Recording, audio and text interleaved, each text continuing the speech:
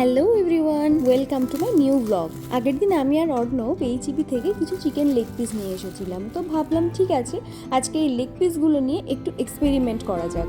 রান্না নিয়ে এক্সপেরিমেন্ট করতে কিন্তু আমার বরাবরই বেশ ভালো লাগে। লেগ পিসগুলো কিনে আনার সাথে সাথে স্কিনটাকে রিমুভ করে ভালো করে পরিষ্কার করে নুন, হলুদ, কাশ্মীরি রেড চিলি পাউডার, টক দই, গোলমরিচের গুঁড়ো দিয়ে ভালো করে ম্যারিনেট করে ওভারনাইট মতো রেখে দিয়েছিলাম। আর এদিকে মিক্সিং জারের মধ্যে কিছুটা পোস্ত, কাজু আর শুকনো লঙ্কা ভিজিয়ে রেখে দিয়েছি, যাতে পরে বাটতে সুবিধা হয়। সেই জন্য ছিলাম একটু স্পাইসি করবো, সেই জন্য শুকনো লঙ্কা দেওয়া আর কি।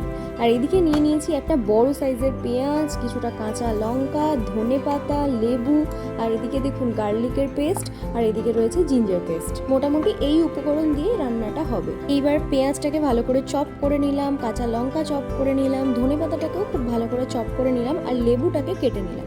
এরপর নিয়ে নিলাম কিছু গোটা মশলা ফোড়নের জন্য। নিয়েছি ছোট এলাচ, দারচিনি, লবঙ্গ, বড় এলাচ, কিছুটা গোটা গোলমরিচ, জিরে আর তেজপাতা।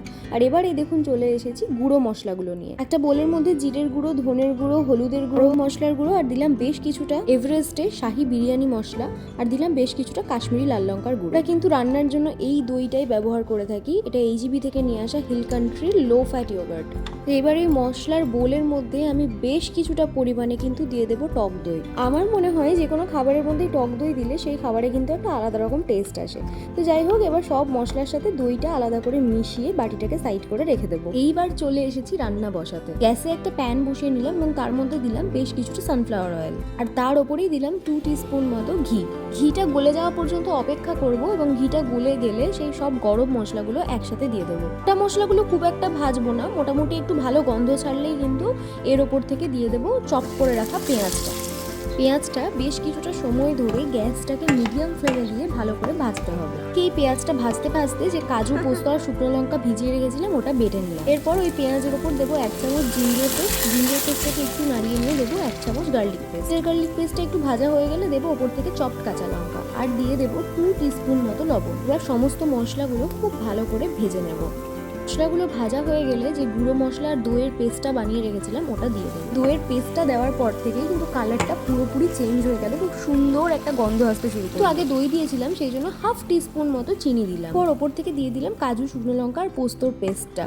আশা করি আপনারা টেক্সচারটা দেখে বুঝতে পারছেন যে গ্রেভিটা কি সুন্দর হতে চলেছে। আমি কিন্তু এই রান্নাটাই আলাদা করে কোনো রকম কোনো জল দেব না, যেহেতু প্রচুর দই দেওয়া আছে, তাই দই থেকে অটোমেটিকলি প্রচুর জল ছাড়বে। আর এই গ্রেভিটা মোটামুটি ভালো করে ফুটতে শুরু করলে, গ্রেভি থেকে সমস্ত মশলার কাঁচা গন্ধ দূর হয়ে গেলে আস্তে আস্তে ম্যারিনেট করা চিকেন লেগ পিসগুলো আমি গ্রেভির ওপরে দিয়ে দেবো। পরে গ্যাসটাকে একদম কমিয়ে দিয়ে একটু নেড়ে চেড়ে মাংসটা ঢাকা দিয়ে আমি কিন্তু এখানে চলে এসেছি। দেখুন আমার ক্লাস শুরু হয়ে গেছে। নিজের জন্য 1 কাপ হট চকলেট বানিয়ে নিয়ে আমি এখানে বসে পড়লাম আমার নিজের ক্লাস করতে। এরপরে ক্লাস কমপ্লিট করে প্রায় 1 ঘন্টা পরে আমি এখানে এসে দেখছি এই দেখুন গ্রেভিটার এই অবস্থা। এতখানা জল ছেড়েছে গ্রেভিটা থেকে, আর লেগ পিসগুলো প্রায় 60% মতো সেদ্ধ হয়ে গেছে। পর আবার আরো আধ ঘন্টা পরে এসে দেখলাম এই দেখুন লেগ পিসগুলো পুরোপুরি সেদ্ধ হয়ে গেছে, কিন্তু প্রচুর জল ছেড়েছে। অর্ণব অফিস থেকেও ফিরে গেছে, তাই আমি আর বেশি দেরি না করে ওপর থেকে ধনেপাতা কুচিটা দিয়ে গ্যাসটাকে অফ করে দিলাম, আর দিয়ে দিলাম লেবুর রসটা। পরে গরম ধোঁয়া ওঠা বাসমতি চালের ভাতের সাথে এই চিকেন লেগ পিসটা সার্ভ করলাম। হয়তো আপনাদের এখন দেখতে ভালো লাগছে না, খুব বেশি গ্রেভি লাগছে, কিন্তু একটু ঠান্ডা হওয়ার পরে আপনাদেরকে দেখাবো এই গ্রেভিটা কিন্তু একদম বসে যাবে। খেতে কিন্তু অসাধারণ হয়েছিল চিকেন। আমি জানি না এই চিকেনটার আমি কি নাম দেবো, আমি কমপ্লিটলি নিজের মনের মতন চিকেনটা বানিয়েছি, কিন্তু খেতে অসাধারণ হয়েছে। এরপর দেখুন আমি নিয়ে নিয়েছি গরম গরম চিকেন আর ভাত। এত গরম ছিল যে আমি ঠিক করে ছাড়াতে পারছি না। কি সুন্দর সেদ্ধ হয়েছে, আশা করি আপনারা বুঝতে পারছেন। গরম গরম ভাত দিয়ে এই চিকেনের গ্রেভিটা আর চিকেনটা খেতে জাস্ট অসাধারণ লাগছিল।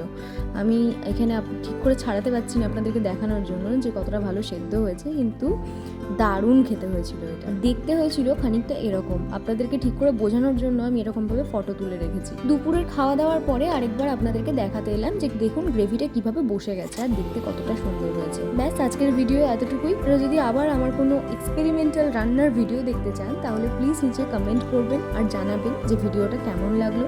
আর যদি ভিডিওটা ভালো লেগে থাকে তাহলে প্লিজ আমার ভিডিওটিতে একটি লাইক করবেন এবং নাথ লাইফ ডায়েরিজ চ্যানেলটিকে সাবস্ক্রাইব করে আমাদের পাশে থাকার অনুরোধ রইল। সবাই ভালো থাকবেন, সুস্থ থাকবেন, সাবধানে থাকবেন। আজকের মতো বাই। দেখা হবে আবার পরের একটি সুন্দর ব্লগে।